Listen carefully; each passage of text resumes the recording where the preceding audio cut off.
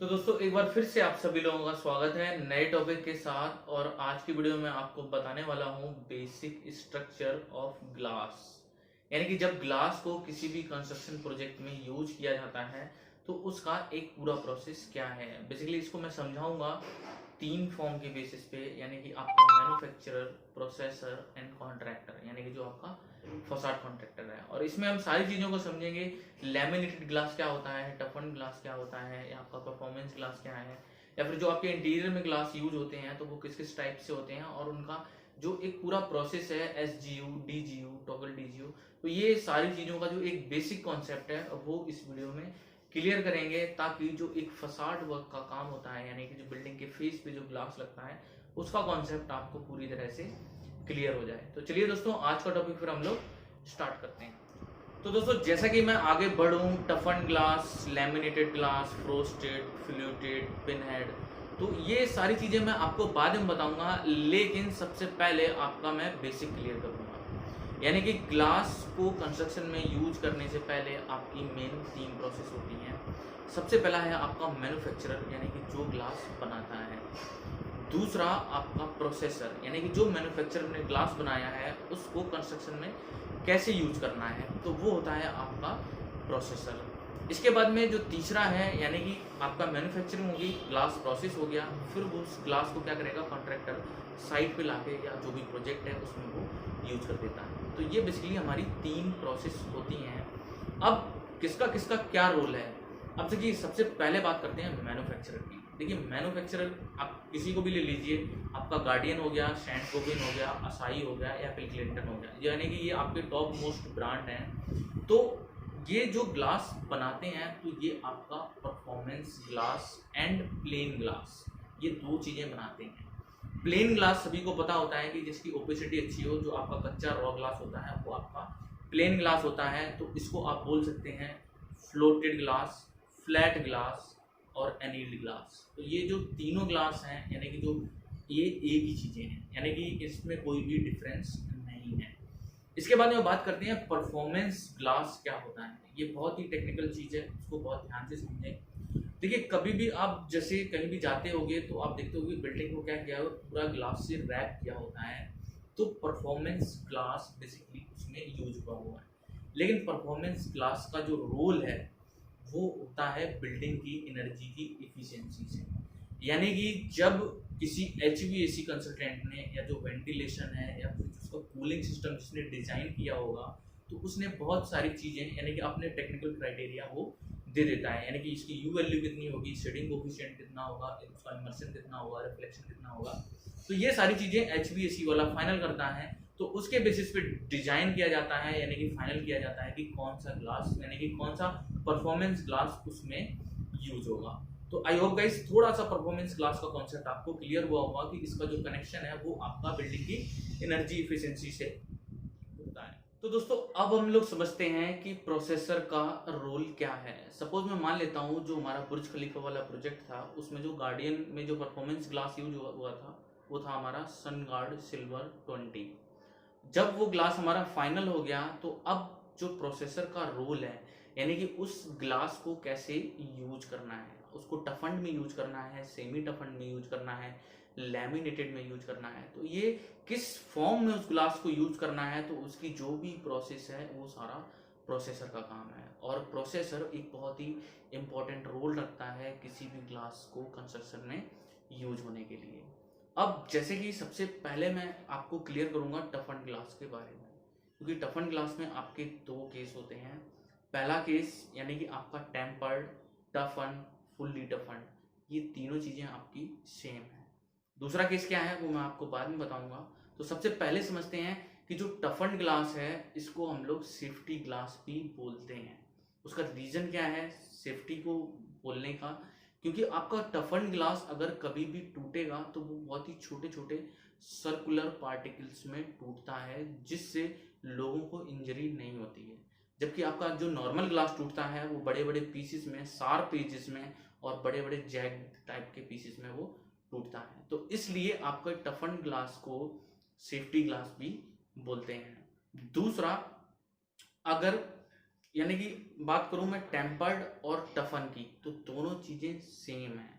यानी कि कभी भी नॉर्मल ग्लास जब आपका टफन ग्लास में प्रोसेसर बनाता है, यानी कि जब वो उसको कन्वर्ट करता है, तो उस ग्लास को हमें क्या करना होता है, टेम्पर करना होता है।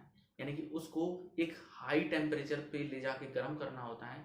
इसके बाद में उसको रैपिडली कूल्ड, यानी कि 2 से 3 सेकंड के अंदर उसको ठंडा कर दिया जाता है, जिससे वो जो आपका नॉर्मल ग्लास है वो फुल्ली टफन ग्लास में कन्वर्ट हो जाता है, और उसकी जो स्ट्रेंथ है कंपेयर टू नॉर्मल ग्लास के कंपैरिजन में 4 गुना ज़्यादा होती है। तो ये एक पूरा प्रोसेस है आपके टफन ग्लास का। और जो मैंने अभी पीछे आपको नाम बताए, ये तीनों चीज़ें आपकी सेम है, इसमें कोई भी डिफरेंस नहीं है। अब इसमें जो एक स्पेशल केस है, यानी कि heat strengthen glass, semi टफन glass और सेमी टेम्पर्ड ग्लास, ये क्या होता है इसको भी आपको समझना पड़ेगा, क्योंकि ये बहुत ही ज़्यादा यूज होता है आपके कंस्ट्रक्शन में। यानी कि मैं मान लेता हूँ कोई मेरा ये ग्लास का सेक्शन है और इसको मुझे टफंड करना है, लेकिन वो सेमी टफंड करना है या फिर हीट स्ट्रेंथन, यानी कि इसको हम फुल्ली टफंड नहीं करेंगे। तो मैं क्या करूँगा, इसकी जो इंटरनल वाली कोर है तो वो हमारी as it is normal glass के बेसिस पे ही रहेगी, जबकि ये वाला सरफेस है और ये वाला सरफेस है, यानी कि ये वाला जो एरिया है आपका टफंड कर दिया जाता है, बल्कि इंटरनल कोर है ये आपकी नॉर्मल ग्लास के बेस पे ही रहती है। तो उसका बेनिफिट क्या होता है उसका मैं बता देता हूँ। यानी कि ये जब भी ग्लास टूटेगा तो इसका जो नेचर रहेगा, यानी कि टफन ग्लास जो आपका छोटे छोटे पार्टिकल्स में टूट के सेटर हो रहा था, तो ये वाला ग्लास उस केसेस में नहीं टूटेगा। तो ये आपका बड़े पीसेस में टूटेगा, लेकिन इसके जो टूटने का प्रोसेस रहेगा, यानी कि वो आप इस पिक्चर में देख सकते हैं। यानी कि एक आपका नॉर्मल ग्लास का टूटना दिखाया है और एक सेमी टफन का टूटना दिखाया है। तो इसमें देख रहे हैं कि जो हीट स्ट्रेंथन ग्लास है तो उसका जो एक पीस है वही गिरा हुआ है, लेकिन बाकी का जो ग्लास है वो वहीं का वहीं सेट है। और दूसरा जो नॉर्मल ग्लास के केस में जो आपका टूटा हुआ है तो उसमें पूरा का पूरा ग्लास कोलैप्स कर गया है। तो इसका जो मेन जो कनेक्शन है वो है तो सेफ्टी से ही, लेकिन उसमें एक केस है। यानी कि ये जो हीट इंसुलेशन ग्लास है ये आपका सेफ्टी की कैटेगरी में नहीं आता है। ये कब आएगा, ये लैमिनेशन के केस में आएगा। चलिए अब मैं आपको बताता हूँ लैमिनेटेड ग्लास के बारे में। तो अब बात करते हैं कि लैमिनेटेड ग्लास क्या होता है, इसकी रिक्वायरमेंट कहाँ पे आती है। सपोज कोई एक ऑनर है किसी मॉल का, उसको मॉल बनाना है और उसको अपनी रेलिंग में ग्लास को यूज करना है। तो उसको पता है कि जो हमारा सबसे अच्छा जो सेफ्टी ग्लास है वो टफन ग्लास होता है, लेकिन उसको एक प्रॉब्लम है कि अगर वो ग्लास जैसे टूटता है तो वो क्या होता है, शैटर हो जाता है, फैल जाता है। तो वो ये चाहता है कि ये ग्लास टूटे लेकिन ये शैटर ना हो। तो उस केसेस में आपका लैमिनेटेड ग्लास यूज किया जाता है। एग्जाम्पल के लिए ले लेते हैं कि अगर किसी रेलिंग का ग्लास जो है अगर वो 12 mm थिक का है और उसको अगर लैमिनेटेड ग्लास में कन्वर्ट करना है, फिर हमें क्या करना पड़ेगा, उसमें आपका यूज होगा 6 mm का ग्लास, यानी कि उसको पार्ट में डिवाइड कर दिया जाएगा, क्योंकि उसमें हमें क्या करना है, लैमिनेशन करना है। वो कैसे होगा, आपका सबसे पहले आ जाएगा 6 mm का ग्लास, फिर आपकी आ जाएगी लैमिनेशन शीट जिसको हम बोलते हैं पीवीपी। तो पीवीपी इस पे आएगी, फिर आपका दूसरा 6 mm का ग्लास इस साइड में। तो ये एक पूरा सैंडविच हो जाएगा। तो इस केस में आपकी जो सेफ्टी का क्राइटेरिया है वो थोड़ा बढ़ जाएगा। यानी कि चाहे वो आपका सेमी टफंड हो चाहे फुल्ली टफंड हो, यानी कि जब भी वो ग्लास टूटेगा तो वो जो पीवीबी है उस ग्लास को यानी कि शटर करने से रोकेगी, यानी कि वो जो ग्लास के पार्टिकल्स हैं वो उसी पीवी में चिपके रहेंगे। तो ये बेसिकली यूज होता है हमारा लैमिनेटेड ग्लास का।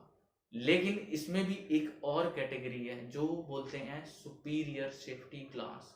यानी कि उस केस में, यानी कि जब आपको सेफ्टी और ज्यादा बढ़ानी है, सपोज अभी आपका ग्लास ये रेलिंग के केस में वर्टिकल के केसेस में यूज हो रहा था, यानी कि इस डायरेक्शन में।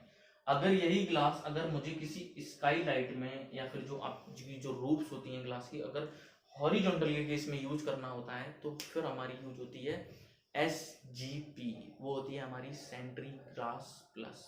तो सेंट्री ग्लास जो प्लस है वो इतना मजबूत होता है, इतना ड्यूरेबल होता है कि अगर आपका ग्लास टूट जाता है तो वो पूरी ड्यूरेबिलिटी रखता है कि वो उस पूरे टूटे हुए ग्लास के लोड को बियर कर सके, यानी कि वो ग्लास को टूटने के बाद में नीचे कोलैप्स नहीं होने देती है। उसको बोलते हैं हम SGP लैमिनेशन, और ये कॉस्टली भी काफ़ी होता है। अब इसके बाद में बात आती है, तो अब बात आती है कि ये जो पीवीबी है या एसजीपी है, ये बनाते कौन है। जो देखिए दोस्तों, मैं आपको बता दूं, यूएस की हमारी दो टॉप कंपनीज हैं, एक है डुपॉन्ट और एक है सोल्यूशिया। तो यही दो कंपनियां इसमें सबसे ज़्यादा अच्छी डील करती हैं, जो मार्केट में सबसे ज़्यादा यूज होते हैं। दूसरी चीज़, जो आपकी पीवीबी है वो हमेशा आती है रोल में, यानी कि उसके रोल आते हैं, जबकि एसजीपी की एक पूरी शीट आती है, यानी कि वो शीट के फॉर्म में आएगी। तो ये बेसिकली एक डिफरेंस है दोनों मटेरियल में। तो आई होप गाइस आपको कॉन्सेप्ट क्लियर हो गया होगा कि जो लैमिनेटेड ग्लास है उसका यूज कैसे होता है। अब हम बात करेंगे जो हमारे इंटीरियर के केसेस में जो ग्लास यूज होते हैं, यानी कि बहुत सारे लोगों को कन्फ्यूजन रहता है, तो आज मैं उन सारे ग्लासेस के बारे में भी क्लियर करता हूँ। तो सबसे पहले बात करते हैं फ्रिट ग्लास की। फ्रिट ग्लास क्या होता है? देखिए, फ्रिट ग्लास आपका एक फिल्म होती है जो किसी भी ग्लास पे पेस्ट कर दी जाती है, यानी कि ये आप ऐसे समझ सकते हैं कि सपोज ये ग्लास है, तो ये जो एक पेपर टाइप का है या फिर जो एक पॉलीथीन शीट है, उसको क्या कर दिया, इस पे सैंडविच कर दिया जाता है। लेकिन इसमें एक केस रहता है कि जो लाइट का इमर्शन है, यानी कि जो लाइट ग्लास के थ्रू अंदर जानी है, तो उस पे जो एक डिजाइन है, पैटर्न है, कोई भी ब्रांड का नेम है, या आप किसी भी मॉल में जाते हो, किसी भी ग्लास पे उसका लोगो देखते हो, तो वो बेसिकली पूरा काम जो कटिंग है, डिजाइन है, वो सारा काम होता है आपके फ्रिट का। तो यानी कि जब कोई सीट किसी ग्लास के ऊपर पेस्ट कर दी जाती है, उसको बोलते हैं हम लोग फ्रिट ग्लास। इसके बाद में दूसरा ग्लास है हमारा फ्रोस्टेड। फ्रोस्टेड ग्लास क्या होता है? ये बेसिकली एक प्रोसेस होती है ग्लास की ओपेसिटी को खत्म करने की, यानी कि जो चीज हमें ग्लास से आर पार हम लोग देखते हैं, तो उस चीज की ओपेसिटी को अगर हमें खत्म करना होता है, तो फिर हमारा फ्रोस्टेड के केस में ग्लास यूज होता है। और भी केसेस हैं, मैं आगे बताऊंगा। तो फ्रोस्टेड को जो बनाने का प्रोसेस है वो होता है हमारा सैंड ब्लास्टिंग से, यानी कि जो सैंड के पार्टिकल्स होते हैं छोटे छोटे, उनको प्रेशर के थ्रू उस ग्लास पे शॉर्ट किया जाता है, जिससे उसकी ओपेसिटी खत्म हो जाती है। तो ये आपका टफन्ड के केसेस में ही यूज होता है, और ये आपका जनरली मीटिंग रूम्स हैं या जो आपके होटल्स हैं, तो उन केसेस में भी इनका यूज किया जाता है। इसके बाद में बात आ जाती है आपकी एंटी ग्लास। एंटी ग्लास क्या होता है? बेसिकली ये इंटीरियर में यूज होने वाला, यानी कि जो आपके हाई एंड इंटीरियर्स होते हैं, तो ग्लास के बैक साइड में एक पेंटिंग या फिर कोटिंग या फिर कुछ भी आप बोल सकते हैं, जो एंटीक डिजाइन का जो एक अलग अलग कलर के कॉम्बिनेशन में उसको जो पेस्ट किया जाए, तो उसका जो लुक आएगा, तो वो आपका होता है एंटी ग्लास। और एंटी ग्लास आपकी ज़्यादातर 5 से 6 mm के रेंज में ही, यानी कि थिकनेस में यूज किए जाते हैं। इसके बाद में बात आ जाती है फ्लूटेड ग्लास। फ्लूटेड ग्लास भी आपका इंटीरियर के ही केसेस में यूज होता है, यानी कि जो आपके पार्टीशंस होते हैं, यानी कि जो ग्लास के पार्टीशंस हैं, तो उनमें फ्लूटेड एक बेसिकली वर्टिकली पैटर्न होता है ग्लास का, तो जो भी एक इंटीरियर यानी कि एस्थेटिकली व्यू के पर्पज से यूज किया जाता है।